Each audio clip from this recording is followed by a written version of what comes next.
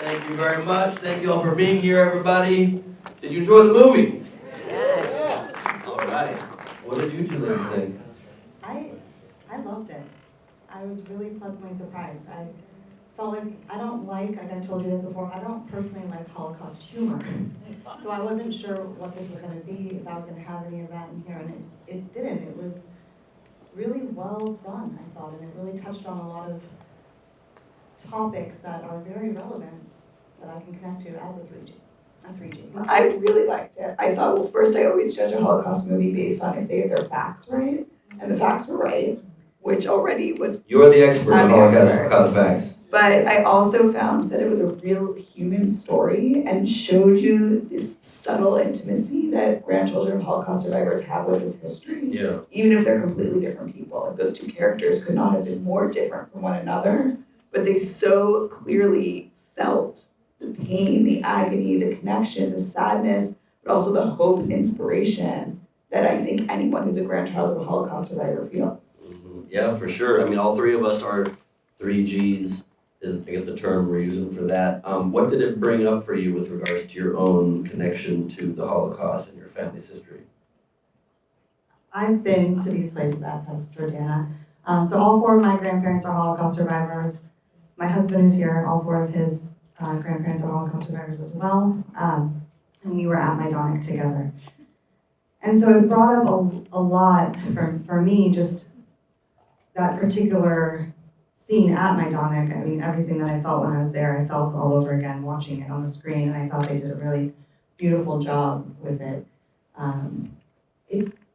I also can understand that feeling of, my grandparents came here with $0, having lost everything, lost family, friends, not knowing English at all, and yet came here and built a beautiful life. And there's a sense of that privilege that he talks about that I understand. It's hard, we're searching for meaning and trying to make sense of it all and try to honor them at the same time and really continue to remember what we came from and be grateful for what we have. But there's this definite grappling of, they came with nothing, they gave us this life, how do I honor that?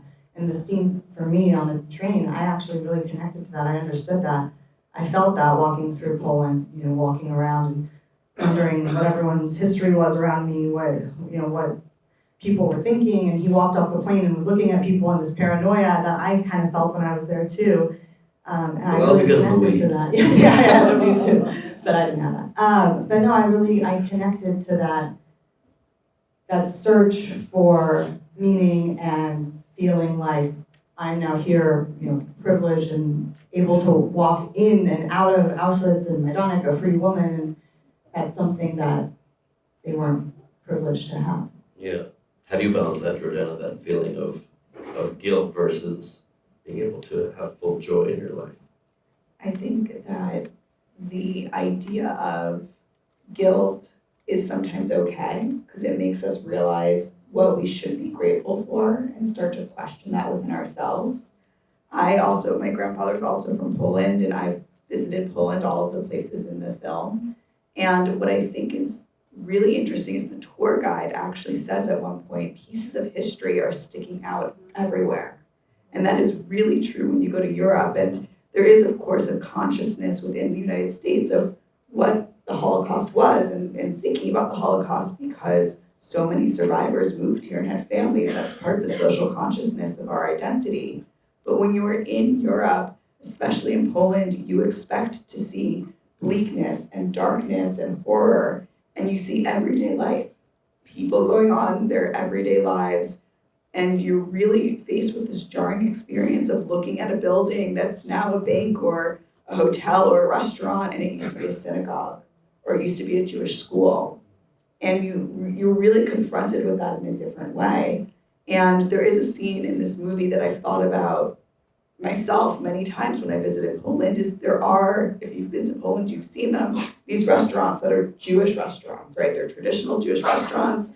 There's the kitschy music. There's the food that doesn't have any pepper or spice. And, there might be some Hebrew and there are menorahs everywhere. But the people who don't work there, they are not Jewish, the people who work there. Most of the people who own them aren't Jewish. And I used to be very angry about this. Like, how can you have a Jewish restaurant? There are no Jews here. Maybe if you hadn't killed the Jews, then there are Jewish restaurants here. And then I was standing in Lublin, which is in this film, and I was standing in the square and I could hear the music coming from one of the restaurants playing out loud. And I thought, if not for this restaurant, no one would be hearing this Jewish music. And I think this is about the guilt and the hope and the meaning. Is everything is complicated. I always say Poland is complicated, but it's about finding the pieces through that anger, through that guilt, through that sadness that reminds us to honor it in the moment and find joy somehow and really be grateful for it. Yeah, I agree. Two thoughts on that. One, turning a synagogue into a bank feels particularly anti-Semitic.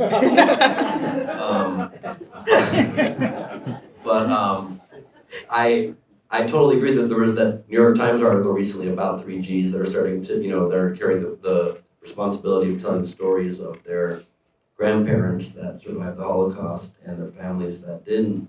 And I can't remember who it was in the article, but it was talking about how at first they didn't feel like anybody who's not a direct descendant should be telling these stories, and they changed their opinion, and they felt like anybody should be telling it, and everybody should be telling it. And I think that applies to those restaurants. It's like anybody that's willing, in this crazy time of rapidly rising anti-Semitism, I think anybody who's willing to associate themselves with Jewish things is an ally, and I think that's a positive thing.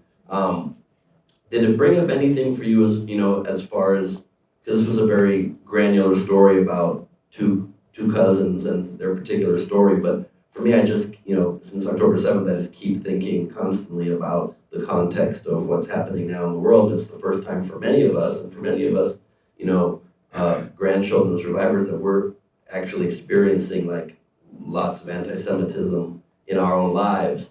And, my grandparents also are from Poland, and 17 members of all, 3 of my 4 grandparents are, and 17 members of my family were killed in the Holocaust.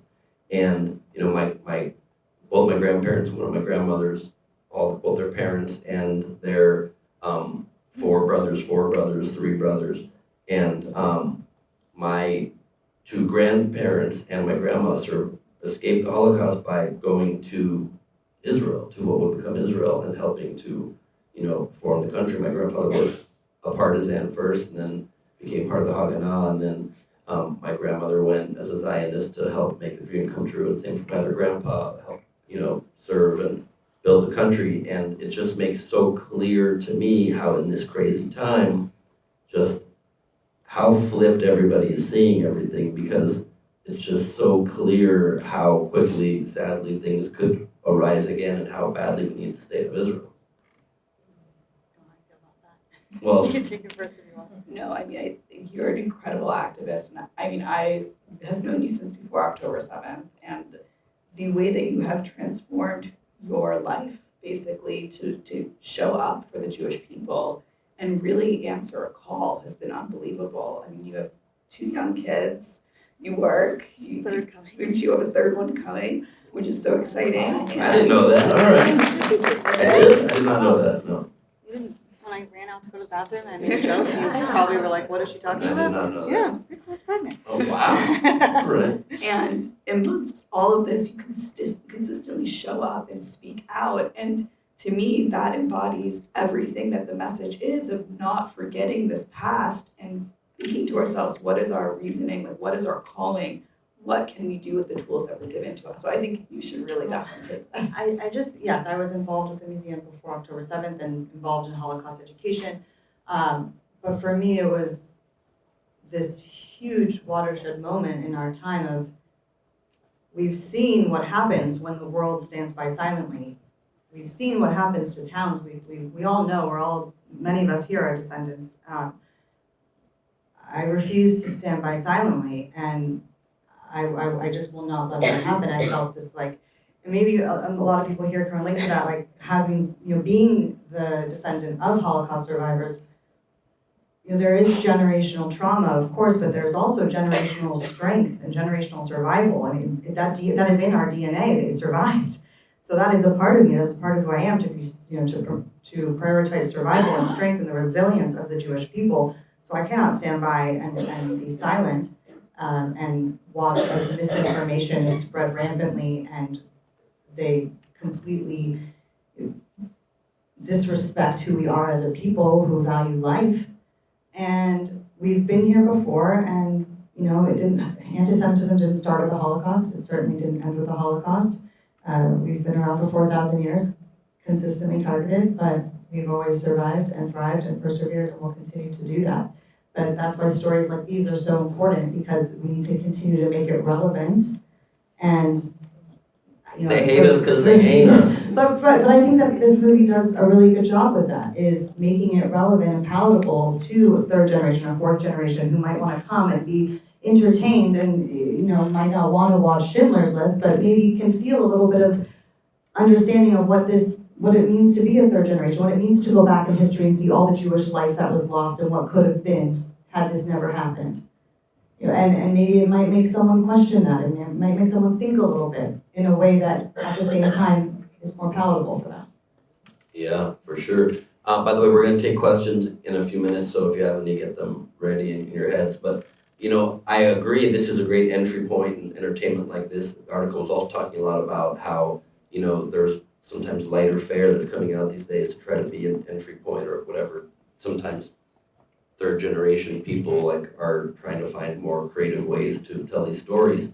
But I'm just so shaken by the aggressive eagerness to spread disinformation since October 7th that I wonder in scenes when the very powerful scene at the crematorium there, or as they're about to walk into the camp, even generally says thousands died here. My brain automatically thinks, I hope people realize this is one of many, many camps, and there are still millions. No, It's not thousands that died, and it's not millions. I had the same thought. Yeah, I also, before the screening, I messaged Jordana to say, have you seen the poster?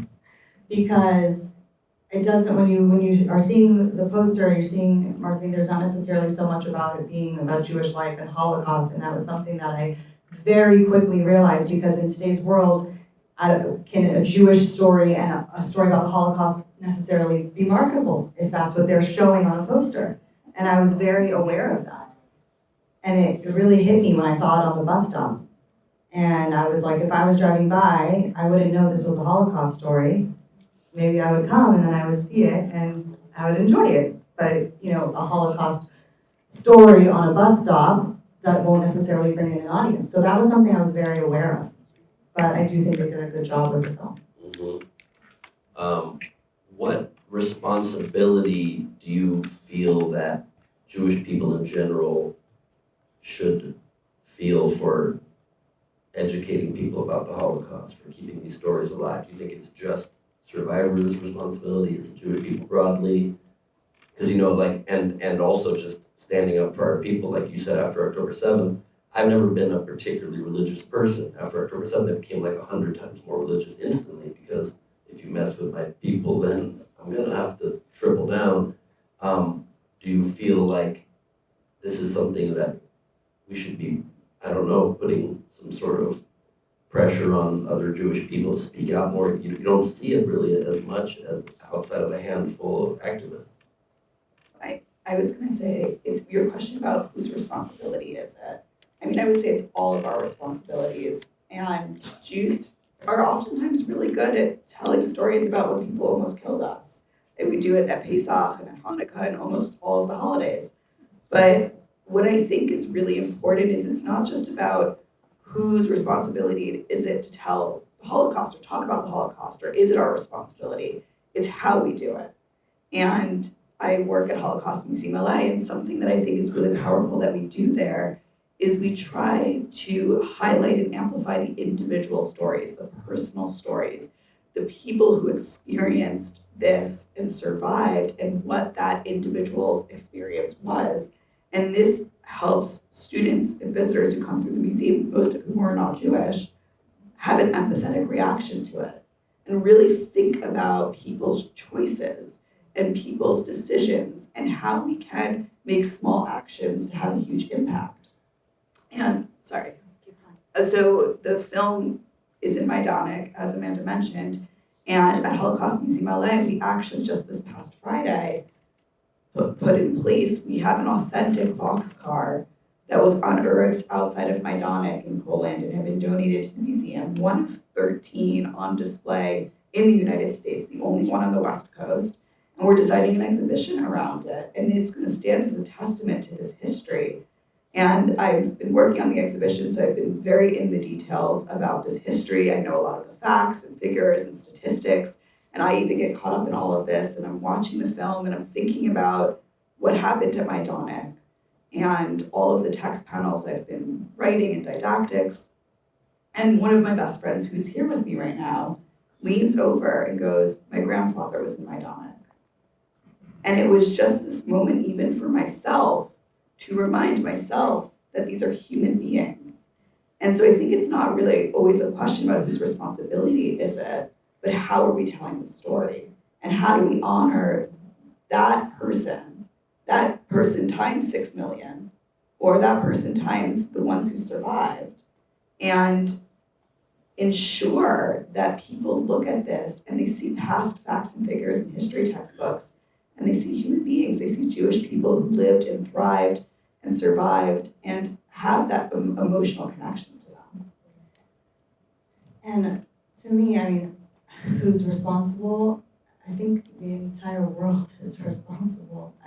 This is not a matter of it just being a Jewish problem. I mean, this is a humanitarian problem, and so was the Holocaust, because people turned the other way and pretended it wasn't happening.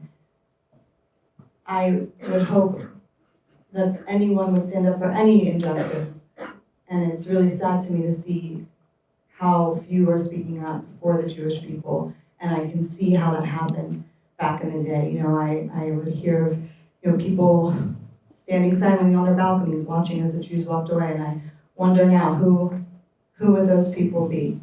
You know, I've lost so many friends in the last year because I know what they would be if we were 80 years ago. And to me, we're 0.2% of the population. We can't do this alone. We need allies. And without allies, we can't do this. So everyone has an obligation for all of humanity. That's how I feel. I mean, truly, that's... You can only have so many babies. Yeah, I can only repopulate so many times. But, you know, my grandparents really had a real... They felt a real need for all of humanity. It was never... It's not just justice for the Jewish people, it's for all of humanity. And I think that the Jewish people are so good at tikkun olam, at repairing the world, at wanting to do good, and wanting to help people and be a light in the darkness. And I just wish that the rest of the world would follow suit and would do that for us as well. And not just that, one of the hardest things for me has been seeing so many people weaponize the Holocaust against us since October 7th and act as though that's what Israel is trying to perpetrate, when it's exactly to make sure that doesn't happen again. What, as the Chief Impact Officer at the Holocaust Museum, what do you think are the biggest challenges that you've been facing with trying to spread the message as widely as possible? There's so many challenges in today's world where I think people just don't connect with one another in the same way and don't view history as a living embodiment of the current and of the future. And I think it is easy when you're in a place where history is everywhere, peeking out in all of those cracks. And sometimes we have to push ourselves a little bit harder. But when I see students at Holocaust Museum LA who are not Jewish and have never knowingly met a Jewish person before, and they're learning about a piece of Judaica that predates the Holocaust. We have an incredible Megillat Esther from 18th century Poland, right? Predates the United States of America. And they hear about the continuation of traditions, and they learn about how customs are passed from one generation to the next, in spite and despite of mass atrocities. And they can connect it to their own lives, and they have this mutual connection to another culture. And I think that our greatest challenge is reaching and getting people to that moment. But then once they're in that moment, the human nature of empathetic connection takes over. And so it's I think all of our responsibilities to bring people there. And that's what I love so much about the Holocaust Museum LA, is that educating the future generation is the most critical work we have ahead of us. And the fact that they bring 96% of the students that we're speaking to are not Jewish. That is incredible impact. Like I said, we need allies. Those are allies. They come, they are impacted, those students, forever. And the work is so important, and now with the expansion, 150,000 students a year will be able to walk through and be educated and impacted on an emotional level forever. And that's why the work is so important. That's amazing. That's amazing. We're gonna open it up to questions. If anybody has one, I see one right here. And also just want to announce, please no speeches, just questions. Yeah, I mean, we're not the filmmakers, so I can only take a guess, but that was such an interesting story. Yeah, so the question was about the character in the film who was a survivor of the Rwandan genocide and mentioned that he went to Canada and saw reflected in the Jewish community of the town in Canada where he landed, and it inspired him to convert to Judaism.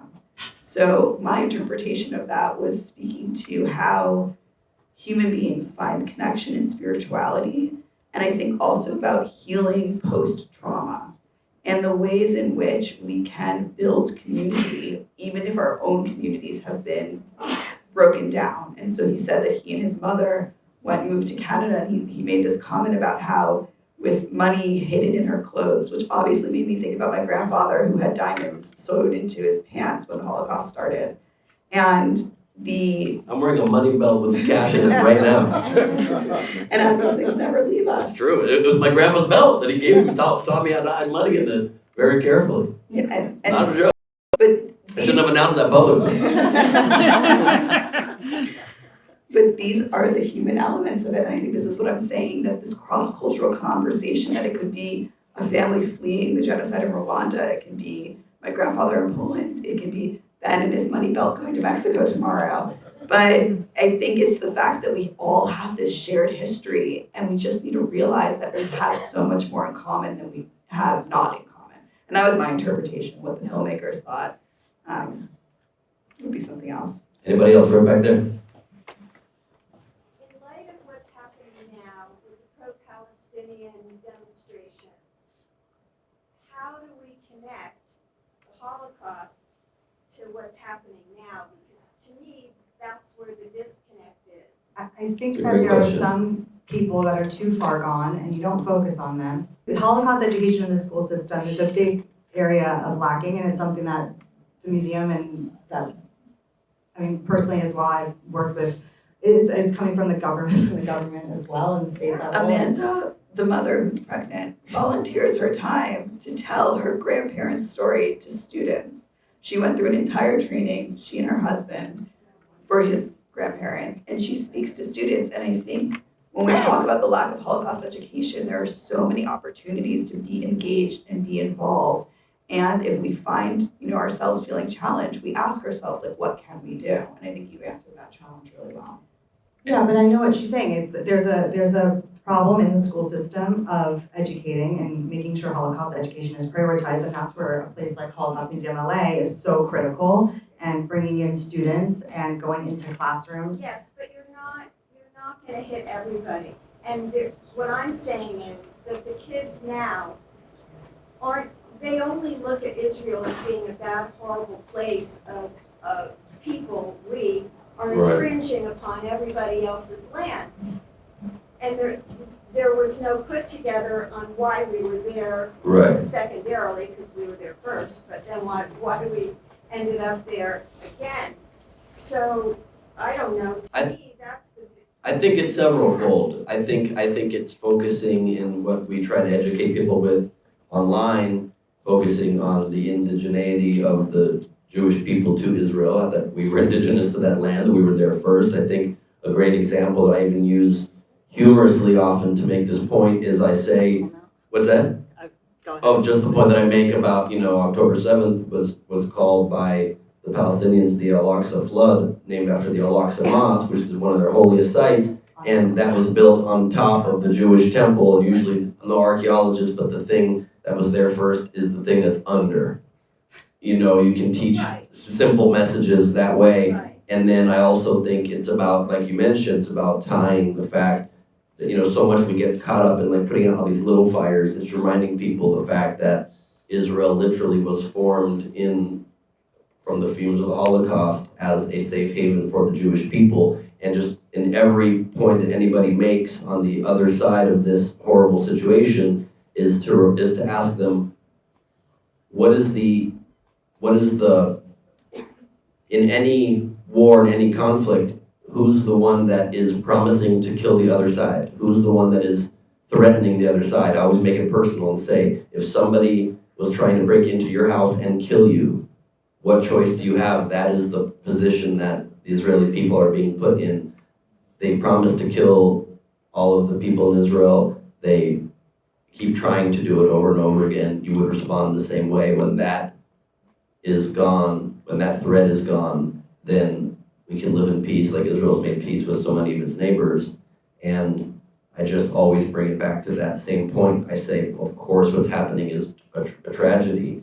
You have to blame Hamas, you have to blame Iran, you have to blame the power structures that are promising to annihilate yet again the Jewish people, because once that's gone, Jewish people don't want any fight. Is there any last question? We have time for, I think, just one more question. So all the way back there, yes, sir. I was curious how you guys processed the scene where Jesse Eisenberg's character was talking about pain and the validity of his pain. I think comparing, the pain that we go through in our daily lives now versus the pain our grandparents and parents went through is a really interesting thing. Whether it's valid to feel pain about things like getting a bad grade on a test versus my grandparents being in a concentration camp. That was something that was always really interesting for me growing up, because anytime I complained about anything, it was like, well, you don't know what it's like to be starving, or you don't know what it's like to be living in a concentration camp. Oh, exactly what you're saying. And I think that is a tough one, because our pain is still valid. What we feel on a daily basis can still be valid, but we can also honor, what they went through and how it is very significant. We also have to acknowledge our own pain. I do think that's the constant struggle of being a descendant of a survivor of what it is. That's where that guilt really comes from. Of like, oh, I'm feeling really bad about this, but this is nothing compared to what my grandparents went through. If they can do that, then this is nothing. But then that is not healthy either. And that creates a guilt that isn't healthy at all, because we're still allowed to feel pain, we're still allowed to have struggle, we're still allowed to have, that's part of the human condition, and that's not going to go anywhere. And it's recognizing that they can coexist, and that you can still struggle and have pain, and also recognize that, yes, our grandparents did go through this horrific thing, and I think gratitude for that as well. Yeah, and I think to that exact point, it's about, picking your spots when you really deeply feel that, and also picking your spots when you share that with other people. You can't do it never, but you can't do it always. You have to be able to take mental breaks, and you have to live in your own life, of course, and to maybe tie it back to what you said earlier about joy as well. I know Jewish guilt is certainly a thing, but I think our ancestors and those that came before us did not go through that and try to build a life here or anywhere in the world so that we continue to suffer. They want us to be happy and feel joy and enjoy our lives, as long as we just honor the past and make sure we don't let the world repeat it. Other than that, I think feel free to enjoy your life as best you can. I actually love that about the movie too. Like when something that really stuck out to me was the tour guide. I loved the tour guide.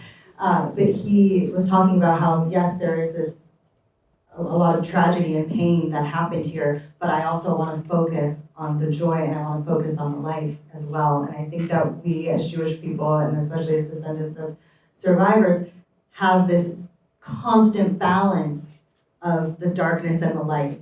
And both are valid and both are important, and we can't only be in the darkness, we have to also stand in the light. So that's that constant struggle. Absolutely. Thank you guys so much for being here. We appreciate it.